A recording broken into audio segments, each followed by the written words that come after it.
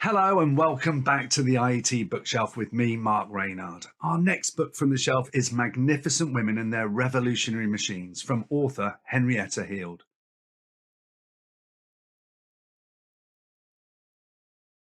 She tells the stories of the women who created the Women's Engineering Society in 1919, from their success of social revolution to their significant achievements in engineering and technology.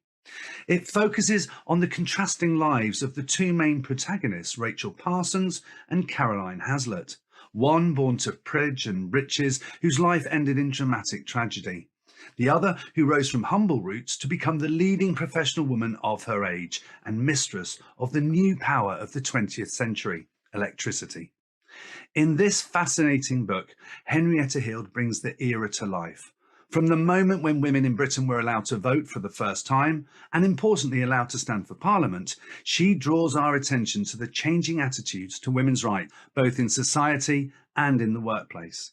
Well, we're absolutely delighted to be talking to you today, Henrietta. Thank you so much for joining us. What a read. I really did learn so much. So, Henrietta, just tell us a little bit about how you came to write this amazing book.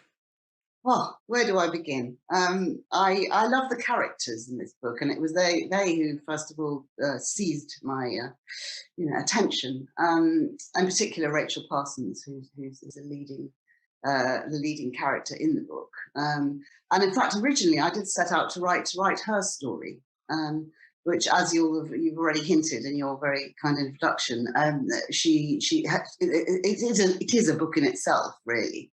Rachel's story. But what happened was, as I started researching her, I became more and more interested in the people surrounding her and the extraordinary array of women characters. And I realized that most of them had never even been written about before. I mean, most of the names in this book, I expect you'll agree, are unfamiliar. But that is a great shame. I mean, it's a great loss to us not to have heard of these people, because they all had to be pioneers. They all had to be prepared to break the bounds of convention. They were not typical women in any way. And Henrietta, I mean, the historical side of this book is so fascinating. There's so much history in there and so much information. How on earth do you go about researching the lives of the incredible women in your book? Well, yes, you're right. I mean, actually, there is a lot of history, but a lot of it is not written down in any of the usual places, because it is about women. And it's surprising how much more difficult it is to research women than it is to research men. I mean, just as a bit of an introduction, I mean, my previous book was the biography of William Armstrong, who the great Victorian inventor who built Craigside in Northumberland, which is the first house in the world to be lit by hydroelectricity. And he was just a marvelous character. Again, somebody who's been rather forgotten. I think he's coming back to people's attention now because he was so important in the 19th century. He had a great works on the time, he employed 25,000 people and so on. I mention him because there's actually a lot written about him, because he was such a problem, even though he's less well known today. There is an awful lot written about him, whether it's in newspapers, in archives. He wrote quite a lot himself. He gave lots of speeches. He wrote 1 or 2 books. So there was a kind of source there. Whereas with the women, it's much harder, because very few of them wrote their own books. 1 or 2 did, actually, which was marvelous. But on the whole, it was through their connections that I came to know about them. Actually, well, Rachel was an extremely interesting character. She was the first woman to go to Cambridge University to study mechanical engineering. And that was in 1910, before the war. You can imagine what a. I mean, even today, I mean, the women engineers are more prevalent in universities today, but in those days, of course, they were just unheard of.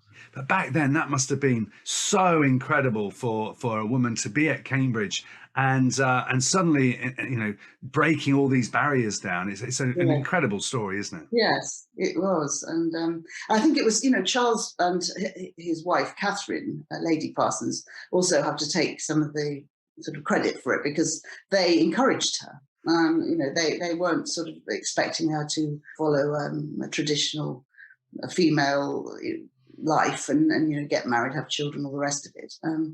So they encouraged her, and I'm sure helped her, pulled a few strings to help her get to university. And then when she came back from university, she went into the factory in Newcastle, Heaton in Newcastle, where he was building his turbines. And when the war broke out, she took control of the women in the factory, of which, of course, there were large numbers, because the men had to go off to fight, and there were so many more industrial activities going on that actually they needed female labour, of course. Yeah. Amazing. So, I mean, these are real hidden stories, aren't they? And as an engineering community, do you think we could do more? And how can we do our bit to make sure these stories are actually told and expressed to the wider public, as it were?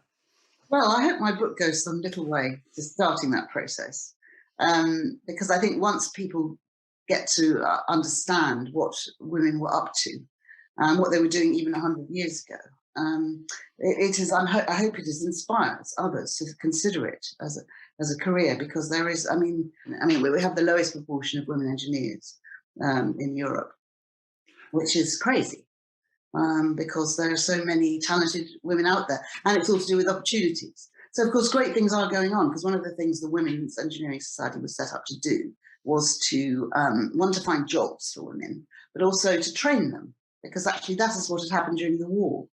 When it became realised, because I think people have a conception of women in the factories just doing very mechanical, repetitive jobs on the production line. Of course, a lot of them were doing that when it came to shell filling and all that. But on the other hand, there were a lot of quite skilled jobs, whether it was to do with shipbuilding or aeroplane construction, or indeed, generation of electricity. All those tasks had to be performed by women, and they were trained. So actually, there was a hugely important investment in women's training in the war. And of course, that's something that stopped. When the war stopped, it stopped. And so the Engineering Society was trying to campaign for more training. So it's training, it's opportunity for jobs, to actually be taken seriously by employers. And that was another great campaign that they got involved in the Engineering Society. And is here at the Institute of Engineering Technology, we have obviously a huge archive and a fantastic collection of documents and books going back sort of centuries. Was that something that you tapped into? Did you utilise our archives? Oh yes, the Women's Engineering Society archives, of course, are held at the IET, and they are gold dust. They're just so marvellous, because they contain a lot of personal letters, which of course are always terribly revealing. When the society was being set up in the very early 1920s, 1920s, there was this correspondence between Caroline Hazlitt and Lady Parsons, who was in Northumberland, because that's where she was based. And so there's a lot of to and froing. And you get a real feel of what they were trying to do, the sort of frustrations they had, the kind of networking they needed to do. Because Caroline Hazlitt, who was the first secretary of this society, was a wonderful networker. And she realised the importance of actually keeping men on side. And that was an interesting one, because Rachel Parsons wasn't quite like that. She was a sort of fiery orator.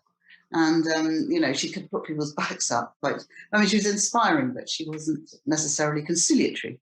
Whereas Caroline Hazlitt, who was a great contrast, and they did work together, but they were chalk and cheese, really. And Caroline was one great thing she did was that she persuaded all the institutions of engineering to have women members, which up until that point they had not one of them.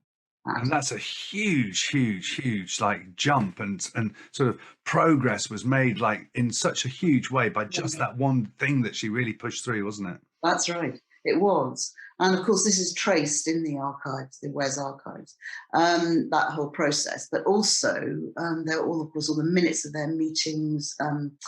Some people wrote papers on the point of, the movement, if you like, and what they were trying to achieve.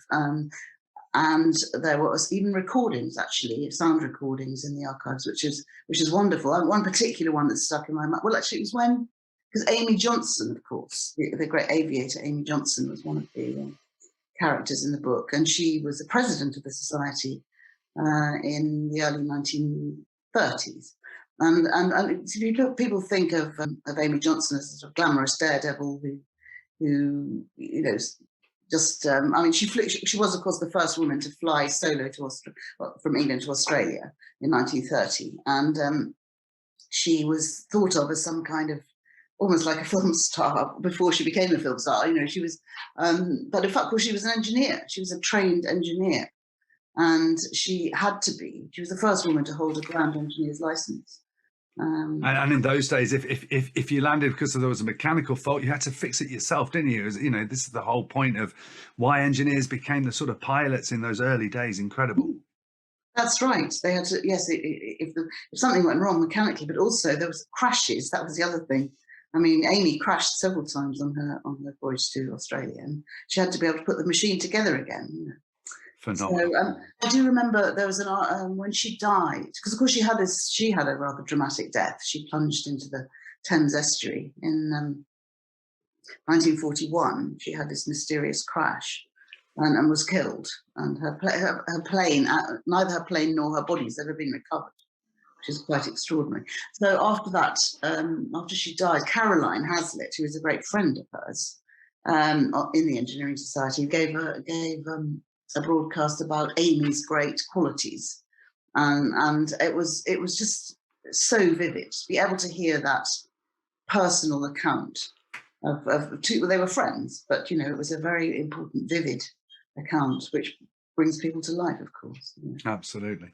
Now, was there anyone that you kind of really wanted to feature in the book, but actually in the end you just couldn't find enough information on, and maybe a program like this could actually help discover some of that?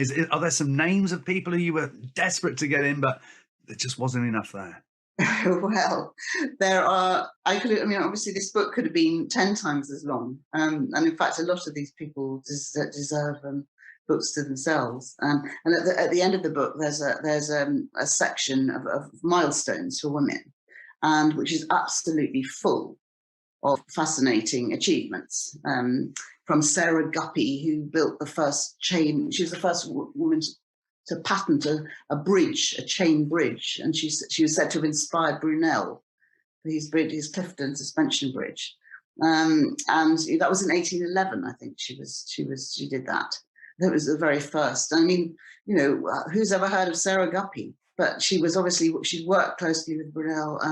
So, she's an example. I mean, there are all these, of course, a lot of aviators who, during the Second World War, were flying. Well, they were flying all their aeroplanes, actually, Hurricane Spitfires. They weren't allowed to fly in combat, but they trained as this is what, once you start discovering how they began, you want to go into it in more detail, because it's just so. There was Pauline Gower and Dorothy Spicer, who were two young women who set up a taxi service, an air taxi service, in the 1930s. They'd learned to fly, and they were sort of trying to make money doing this taxiing. And then when it came to the war, the Second World War, they were taken into the ATA, the Air Transport Auxiliary. And in fact, Pauline Gower led it. She was the head of the women's section, and she, her story needs to be told in more detail, because it was just extraordinary what she did. And she had to persuade the male establishment to take her seriously, which was not easy. So it sounds like there's definitely going to be a second book then already. I can hear it coming. Now, there's a fantastic sort of bit that I learned about, which was, and I really had no idea about this until the book, was the attempts to outlaw women being employed as engineers after the war. I mean, why did that come about, and how did that happen? Well, there were two things, really. Of course, after the war, when the men came back from front, they were wanting their jobs back. They didn't, and they felt that engineering was felt to be a male profession. And so women who'd been hired, I mean, over 1 million women went into the munitions factories in the First World War. And really, as soon as it was over, there was a move. What had happened was that Lloyd George, who had been Minister of Munitions, had done a deal with the trade unions, which was the trade unions agreed to allow what they called dilution of labour. And dilution meant allowing unskilled workers, which of course included women, into the workplace, but only on condition that when the war ended, it would come to an end. They would be no longer allowed to employ women. So Lloyd George, who was by then Prime Minister at the end of the war, had to sort of obey. Well, Lloyd George chose to honour his agreement, which involved saying goodbye to the women, saying we don't want you anymore. And actually, they brought in an act, the Restoration of Pre-War Practices Act, which banned women from employment in industry. And of course, the Women's Engineering Society were very much campaigning against that, but they did fail in the end. And this was at a time, of course, where the women had just got the vote in 1918. And then they also had something called the Sex Discrimination Removal Act, which allowed women to work in all sorts of professions they hadn't been into before, to sit on juries, to work as lawyers, work as doctors, work in the civil service. It was actually, in some ways, it was a time of liberation for women. But in the engineering sphere, they were told it was no longer desirable for them to be seen in the factories. And through the book, you really get the impression that 100 years or so ago, engineering really brought all different classes together, didn't it? If you were an engineer, it didn't matter where your background was from or anything else. Do you think that was really the case? Do you think there was kind of a snobbery in engineering, or was it just if you were a good engineer, you were part of the team, as it were? No, it was one of the things that attracted me more than anything was this fact that it breaks down barriers between different social classes, different backgrounds, completely different. I mean, Rachel Parsons came from a very privileged aristocratic background, whereas you also have somebody like Laura Annie Wilson, who is one of my favourites, who came from Halifax, and she was extreme poverty. She grew up in extreme poverty, and she worked in a textile mill. She was working in a textile mill at the age of 10. I mean, when child labour was just rife. And of course, it was a necessity for a lot of these poor families. And from a very early age, Laura Annie became a great campaigner. She was actually got involved in the weavers' strikes, and she was got a name as a troublemaker. And then she became a suffragette, and she was twice imprisoned for her suffragette activities. And as I say, she really had no privileges at all, but she did marry. She's one of the few to have a conventional marriage. And she and her husband set up a small engineering works in Halifax. And during the First World War, they employed almost entirely women. And so she was very much a champion of employing women. And she also brought in some very good social improvements, like canteens. Now, she realised that some of the women workers were actually going without food in order to feed their own families. And in order to, it was pragmatic as well as being philanthropic, her canteens, because actually she needed a strong workforce. She needed them to be healthy and well. And so she set up canteens in her factories. And that actually caught on around the country. It began, because before the war, there weren't canteens. And then also the other thing was healthcare, and really social. It was a kind of social, consciousness. Really, it was understanding how important it was to care about people. I mean, an amazing trailblazer, really, wasn't she? Amazing. Yeah. Now, and then she went on to build houses. I don't know if you remember that, but social houses, the sort of £400 houses for the absolutely. I remember that bit. Great images as well. One of the things we must mention in the book, you've got some great photos, some great images, some great diagrams. So it's not just sort of historical facts and stories about the people. There's some real good pages of. I like a good picture in a book. Yes, well, actually, yeah, that's right. It's about real life, and exactly what people well, what mattered to people, I suppose. I mean, they really, because they had a social conscience, a lot of these women, they actually did want to improve everyone's life. They weren't just doing it for themselves. Yeah, it was a kind of, it's like everything, isn't it? If your workforce is happy, content, full of food, all that kind of stuff, you're going to get the best work out of them. They're going to enjoy working for you more. You're not going to lose your staff. So it's the sort of same things that businesses talk around today, but all those years ago, and she was like a real pioneer in that area. So it is an incredible story, isn't it? Yes, well, it is an incredible story. And the thing is, they did work together, these women. This is what was so nice. I mean, Laura Annie, with her canteens and her houses and so on, could work with somebody like Caroline Hazlitt and others who were wanting to. I mean, their big thing was electricity. Caroline Hazlitt was the first director of the Electrical Association for Women, which was set up in 1924, and that was their big mission was to electrify the home, because they saw that as being the way to relieve drudgery. For women, the households, the endless household tasks, which actually took up most of their time, and actually made it impossible for women to have an independent life outside the home. I mean, they couldn't earn their own living. They couldn't have any financial independence. And really, that kind of work that they did on electricity in the home really drove how the manufacture of electrical products for the home was developed. So it's kind of incredible to think that actually it was probably the first examples in the sort of modern history of getting the users to tell the people who are going to manufacture things how things needed to be manufactured so they could be used by the people who are going to use them.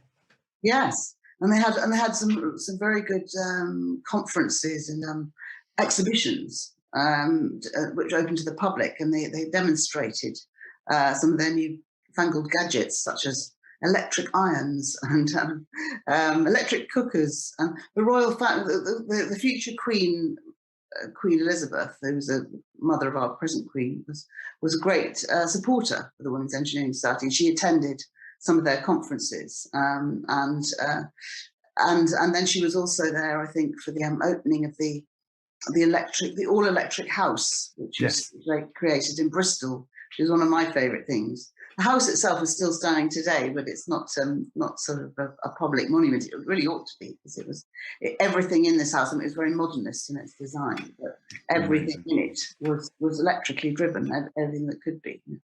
And the other thing that we kind of hear a lot about in the book is where you've got women working alongside male engineers, and the women might even be enabling them with financial support, for instance, but actually they're not getting any recognition. So how do we and are you going to be finding more of those amazing stories and highlighting those, and do you think there are a lot more out there that we just haven't found out about yet? Well, I've been interested in what's happened during the pandemic, actually, because I think that a lot of women have come, but scientists in particular, have come to the fore.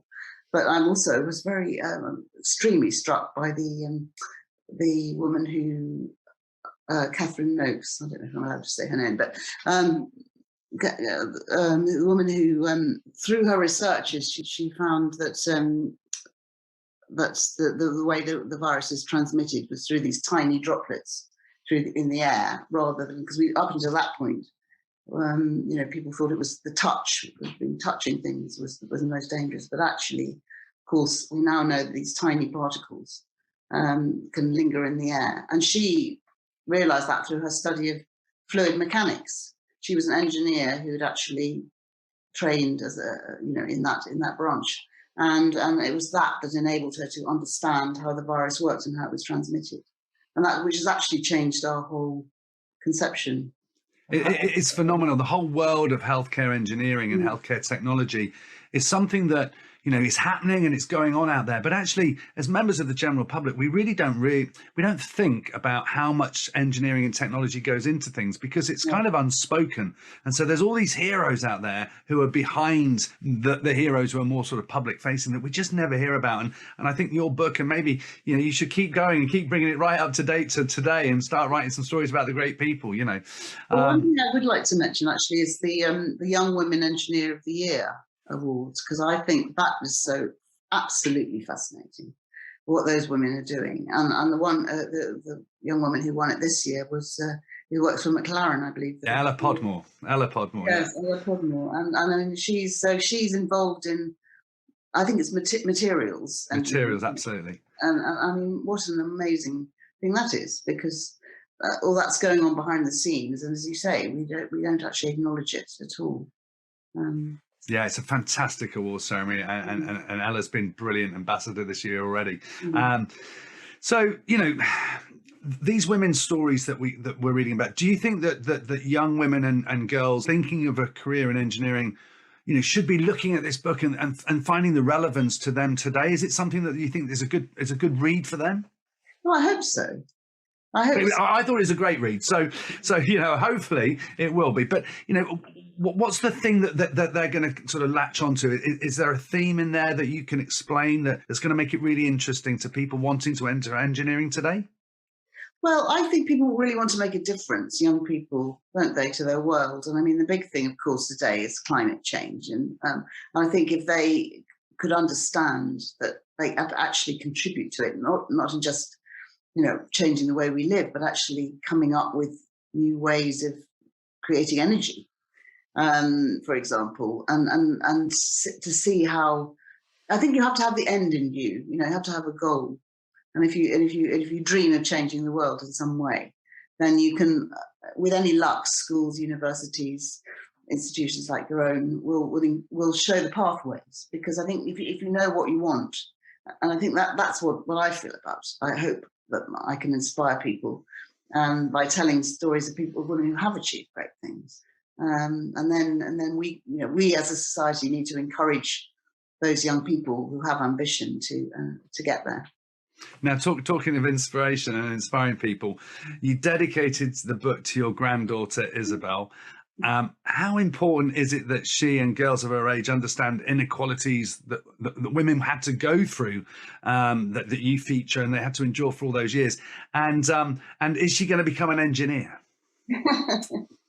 Well, that's a very, very interesting question, because I come from a background, it's an arts background, really. I mean, as a writer. And her family is what my family is on the arts side. But my daughter is who did an English degree at university is now a science and technology editor on an online version of a national newspaper. Fantastic. But she came from a background of arts. And do you know what? One thing that struck me was that she once said to me that the thing she'd regretted about her education was that she hadn't taken physics A-level. She did maths and she did very well, but it meant that because she hadn't taken physics, it had actually closed off opportunities for her. And so I think that is quite important. That's very important, actually, in schools. That women who do have ambitions in the technology sphere are actually encouraged to do the right A-level. And it's important to say as well, isn't it? And we discuss this a lot, which is that you don't have to be an engineer to work in engineering. You can be in the marketing departments in engineering companies. You can be in sales. You can be a communicator. You can be a public relations communicator. There's so many different roles that are required within the and so you can be passionate about it, but not necessarily an engineer. I would put myself in that frame as someone from the arts who's fascinated and loves engineering and technology, and yet I'm not an engineer. So that's a really important sort of thing to say there is, there she is working in science and technology, but having an arts background like yourself. Yes. And I think, with any luck, she will pass that on to her answer your question about my granddaughter. So I hope that she will pass that on and encourage her to take sciences and engineering seriously at school. So I don't know, of course, how she'll turn out, but I think you're so right about the communicator, the communications, because there seems to have grown up a bit sort of division where we're kind of working in parallel worlds, where science and engineering seems like a mystery to a lot of us who haven't had that kind of background. And so actually trying to cross those divisions, trying to break down those divisions is really important. And that's what communicators can do, isn't it? we can talk to people about the thrill of it all, you know, and what can be achieved. And to some extent, you know, great designers and great artists are now being sort of called upon to come into the engineering and technology to come up with the really nice designs that still have the sort of engineering inside them, but it's important to make sure that they're functional pieces for what the users want to use. So you can be an artist and end up in the engineering world. So it's such a huge sort of career path within engineering and Yes. technology. I think it's particularly true in the sort of computer world and the, you know, iPhones and all the rest of it. I mean, you actually need that sort of aesthetic experience when you're using these technical devices, and because it's a joy in itself, isn't it, to be able to. Yeah, there's still generations of us reading books rather than using tablets. So I'm old school on that front. But you know, you this one's out. You've got other books published. What's your next project? Are you allowed to talk to us about it? Well, I'm nurturing an idea, which is to do with writers and the sea, because I'm interested in really on the whole kind of relationship, I suppose, between writers and the natural world. And so that's, I think I probably won't tell you any more about it apart from that, if you don't mind. That's fine. Henrietta, it's been a fascinating insight into the book, and it really is a great read. So thank you so much for joining us. We'll see you for the question and answer session, and that'll be great as well. But thank you so much for joining us. Thank you very much, Mark.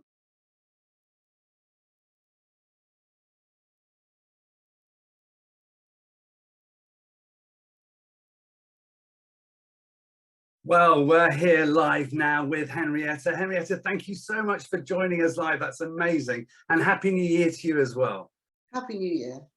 Wow, well, we've had loads more sort of questions coming in. I've got some on my phone down here that people are sending in, and we've also got some that we've been emailed as well. So let's start with a little easier one here. What was some of the most interesting things and facts you found out when researching your book? That was our first one for a starter. I think it was the ingenuity of these women, actually, because after all, they were, as we know, they were really battling against the odds, and even so, they managed to really get through and do exciting things. And the person who comes to mind is Dorothy Pullinger and her car, which who she was. I mean, this was in the early 1920s, and she was working in a car factory. I realised, and this is in southwest Scotland, Tongland, and it had been a munitions factory during the war, but it reverted to making cars. And she realised there was no cars designed for women, so she actually changed the whole sort of layout of the car. I mean, rather than having the gear stick and the handbrake on the door side of the car, she moved, and women would have to climb over in long skirts. She very sensibly moved into the middle of the car, and she then raised the seat and lowered the steering wheel, and altogether the car was on a much lighter chassis, much easier for women to drive. And that's amazing. So if you think about it, that's just like common sense now, is not having the gear stick on the door side, which is a bonkers place to put it, really, isn't it? Exactly.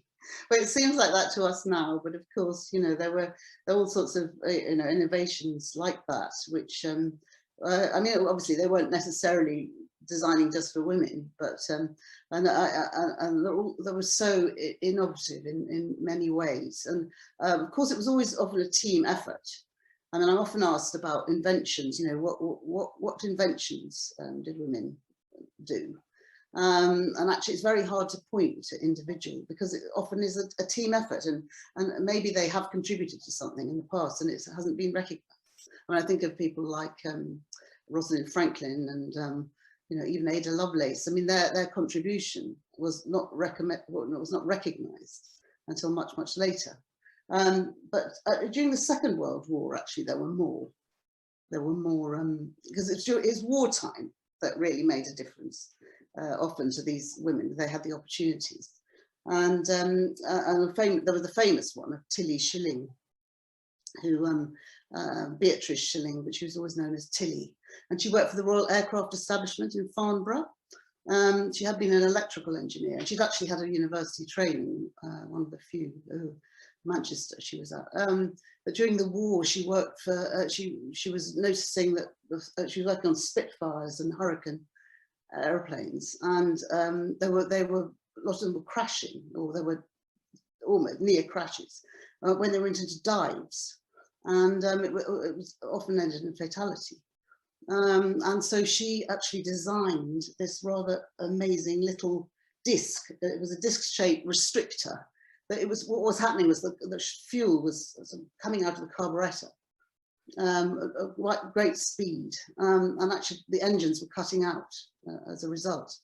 And so she designed a disc to prevent this happening, and which was ever since has been known as Miss Schilling's orifice, which is a rather unfortunate name, but it does at least remind people of her talents. And we got a lovely quick questions coming that I know you'll want to answer, because obviously it's a book, and we need to make sure people know they can get hold of the book. But someone from Australia has just asked, how can they get their hands on the book, and is it available in Australia? Now, I don't know whether you're going to know the answer, but I'm sure there is a way, isn't there? Oh, well, it's always available through online bookshops, yes, through Amazon and the others, and I'm sure that actually the British ones too will be selling abroad. So. Brilliant. So there we go. That's a great quick answer. I didn't want to let that one go. Now, we know Wes is still around today, but back then, and it's you know, it's we're talking quite a way back. How far do you think the Women's Engineering Society came to changing those attitudes towards women in society and the workplace, and have they achieved what they set out to, do you think? Well, of course, things are so different 100 years later. No, I don't think they have achieved what they wanted to achieve, because you know, they were looking for a start. They were looking for equal pay.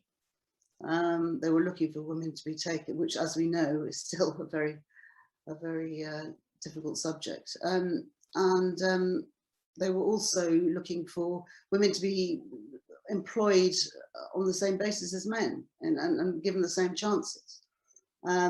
I mean, of course, things are improving, but we've still got an awfully long way to go. I mean, they did do a lot of good, and I don't mean, you know, that they didn't achieve a lot. I think they did, and I think they did change the perception of women, because and they did it. They did it through, well, they did it through practical ways, like the electricity. I mean, really, electricity in the home was an incredibly important thing, as we talked about earlier. But they also, politics was important, in networking, getting people on side. And actually, that was what Caroline Hazlitt was brilliant at doing, because she understood that, you know, she spent a lot of time, she traveled around the world actually talking to equivalent organizations in different countries, and getting them to take women seriously as you know, the training side of it, getting people into institutions of engineering, just recognizing their work. So I think, you know, that's and of course they've networked with these people like Lady Astor, and all the other politicians actually. So they really they raised the profile of a lot of women, and then they, after the Second World War, again, women went into factories in huge numbers, and again they were turned out afterwards. But by that time, the momentum was so great that the trade unions who sort of kept them out before were actually said, you know, we're opening the gates. And I gather during the First World War, once the Associated Engineering Union opened its doors, 100,000 women joined almost immediately. So I think trade unions would be quite pleased to have that today. I mean, that's a huge social improvement that came out of it then. And I believe you're working on a campaign with a team at the moment. Can you tell us a little bit more about that? Well, that was the IET campaign to get engineering embedded into the school curriculum, which I think is a brilliant thing to do. I mean, not as a separate subject, but on the basis that everything we do, everything we make, is engineered in some way or another. and actually it feels its way into every subject, every area of life. And so, and that children, if they begin to understand that from a young age, will be much more au fait with the prospects that await them.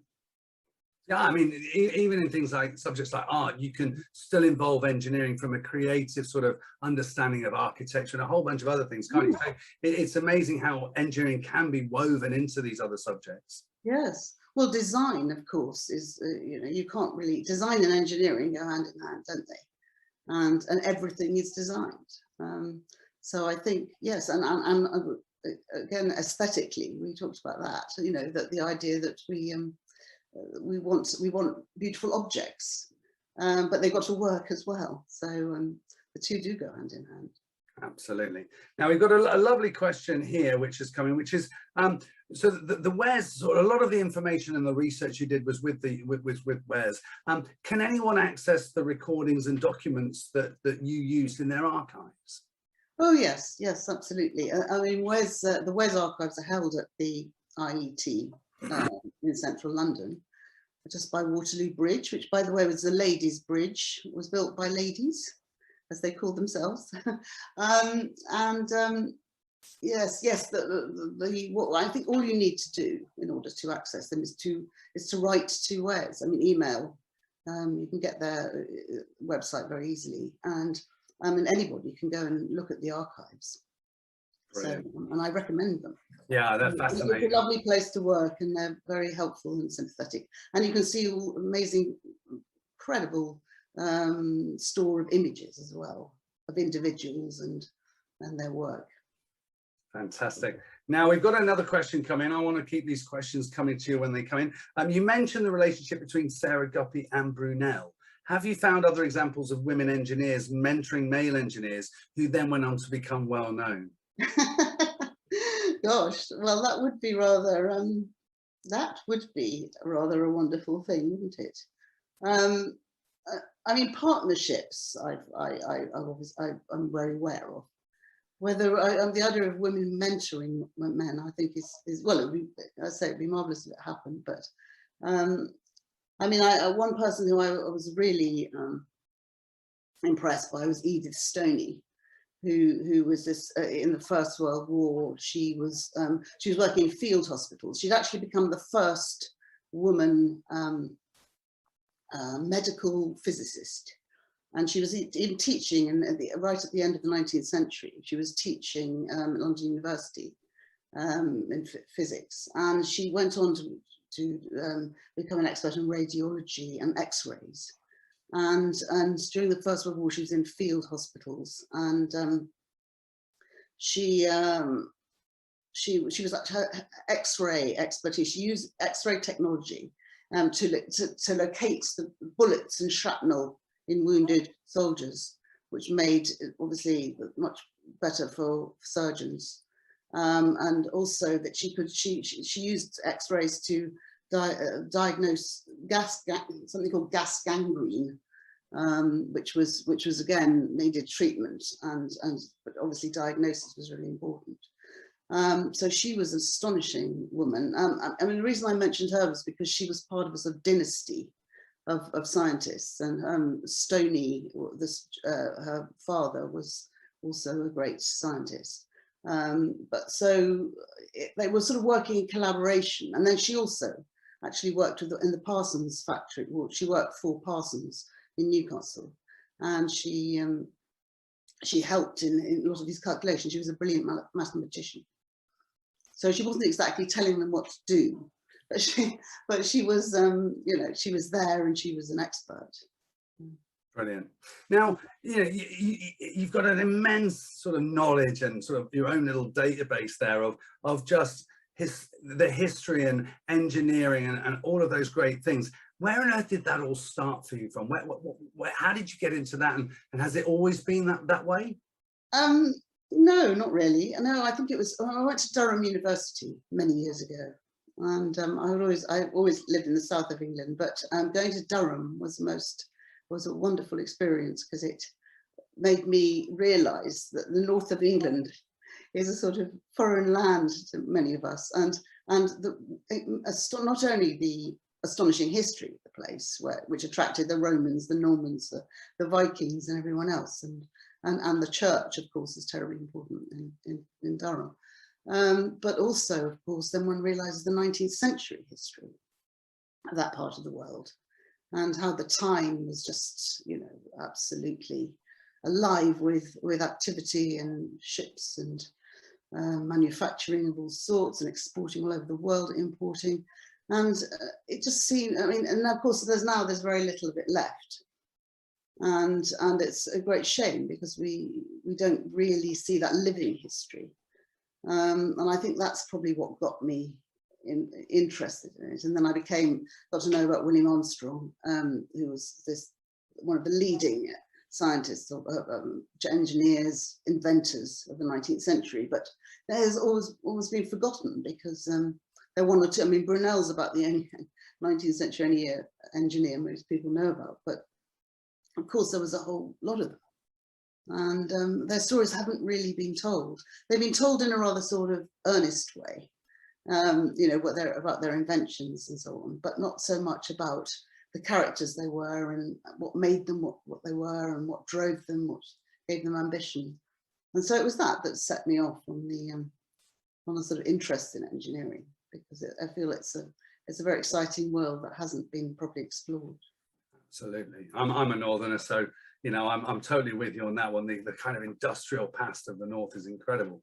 Now, you know, out of all of the people that you've researched and looked into, all of those amazing women engineers, who would you say is your favourite, and why? Which one's the one that still, every time you think about it, you think that's the one I really like the best? They all had such different qualities. It's actually quite hard to compare them. And in some ways, my choice might be rather surprising, but I think it has to be Caroline Hazlitt, because although she was quieter than the rest of them, she wasn't so flamboyant, but she was absolutely single-minded. And she saw from the beginning what the possibilities were. And I think you have to have that vision. You know, you have to know what you want to achieve. And so everything she did was sort of directed towards bringing that about. And that's, I just admire that, because I think actually that's when it comes down to the politics again, is that actually you've got to change people's perception. It's not just a question of, obviously, achieving things, building things, creating things is marvelous, but you've also got to have a link, you know, with the rest of the world, and make them understand the point of what you're doing. And in her case, it was so much to do with relieving.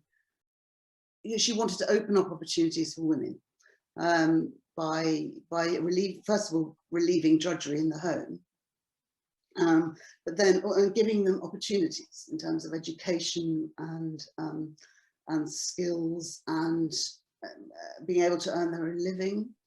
And having that sort of freedom, which of course they hadn't had up till then. And engineering was, in a way, that was her way of doing it. I mean, through the medium of engineering, if you like. That's how she worked towards that end. Now you talk you know, about Rachel Parsons' life within the book, and although it was exciting, it had a very sad and violent end at the end, which doesn't seem sort of fitting for someone who did so much for the modern woman today, really. Did that make you feel compelled to tell her story? And do you think there's like a whole book that would give her more of the recognition deserved? And is that in your plans, or she must be one of your favourites as well? Yes. Well, favourite, yes. She was quite a challenging character, Rachel. So, but she's certainly my inspiration, because she really was a dynamic character, and she did indeed have a tragic ending. And what happened was in fact she was thwarted in most of her ambitions. I mean, having had this sort of glittering career early on, she couldn't get into politics. She was trying to get into Parliament, and that didn't work. She couldn't really have a career in engineering, because she couldn't run a company I mean, there had been an opportunity at one stage that she might have run her father's company, but that came to nothing. And so she became very disillusioned. Same time, she was very rich because she actually inherited a huge amount. I mean, so Charles Parsons was one of the great inventors and manufacturers of turbines, steam turbines.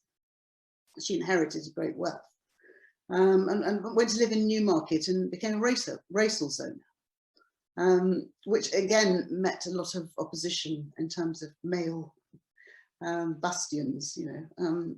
So she didn't have a brilliant time there, and she actually put a lot of people's backs up. They didn't want this woman on their turf, so they, you know, she fell out with a lot of people. And then, most dramatically, she was killed by a stable boy, and in this horrible murder. Well, it was a murder, and he was tried for murder, but and that was bad enough in itself.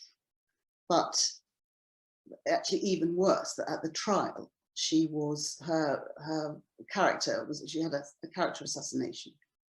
I mean, he completely, well, not he personally, but his lawyers obviously completely trashed her, and in fact it was an absolutely perfect example of victim blaming, because she was, and it makes it very relevant to today, because we know there's these horrible cases today, similar thing. And Rachel was one of those. She was this highly intelligent, talented person who was got rid of in the most brutal way imaginable, and then her character was traduced. So I think it's quite shocking, really, that happened, and perhaps even more shocking that such things still go on. Unreal. Well, we've got another one here that kind of segues into a question I was going to ask as well. But the book is an amazing reminder of how far, I suppose, women have come from those days to now, and is a massive source of inspiration. And somebody's just put here, really enjoying this, very inspiring. So, you know, that kind of links up there. You know, people are inspired not only by the stories, but also inspired enough to want to go into engineering. But what more can we be doing today? You know, should we be taking some of the ideas and motivations from the book? And the question again that adds into this: were there common factors that inspired women to achieve and to enter engineering? And what could we learn from those things? You know, why were women entering engineering under those circumstances back then? And yet we don't seem to be able to get enough women into engineering today. Mm-hmm. Gosh, there's a lot of questions in there, I think. All that kind of theme, you know, of yes. How do we inspire, and what were those inspirations back then that we could perhaps draw on? Well, I just would like to mention the social advances that those women made. Well, this was largely during the First World War, when, for example, they had state-sponsored childcare, which, you know, wouldn't we like that today? And they were fighting. They didn't actually get absolutely equal pay, but they got much better paid than anywhere else, because it was actually realized that they were needed. I mean, in times of war, these things happen, and they got healthcare provision. They got all sorts of other social benefits, and they lived away from home for the first time. They were independent, and a lot of these women who'd worked in domestic service probably before, and they saw opportunities. And education, of course, was really important, because this was only the beginning. It was a long way to go before women were taken into universities in large numbers to study engineering. But and it's still, I mean, I think it is much, I mean, it's so much improved today. But there are things back then that we could still do with now. So I think I think they were very unconventional, a lot of these women who succeeded. They had to be, and they had to make sacrifices. Of course, they couldn't live conventional. They couldn't, you know, have families. I mean, very, very few of them married or had children. So that wasn't very good. I mean, at least nowadays, we have a much better balance in that respect, that women can have serious jobs. But I do think also we need to do an enormous amount in terms of shared parental care and that sort of thing. And actually, I do believe that we need new legislation make sure that women's role is properly recognised. And because I mean, 50 years ago we had the Sex Discrimination Act and the Equal Pay Act in the 1970s, and I don't believe there's been sex legislation since then. And we need it, because actually that's what makes people take things seriously, once you've got the law behind you. Well, Henrietta, we've come to the end of our live session, I'm afraid. But again, from all of us, an absolutely inspirational book. If you haven't read it, it is out there in the bookshops. Don't miss it. Get yourselves out there and buy a copy. A really fantastic book. Henrietta, thank you so much for joining us. Really appreciate it. And hopefully when your next book's out, we'll see you back again on the bookshelf. Thank you so much, Mark. It's been a great pleasure.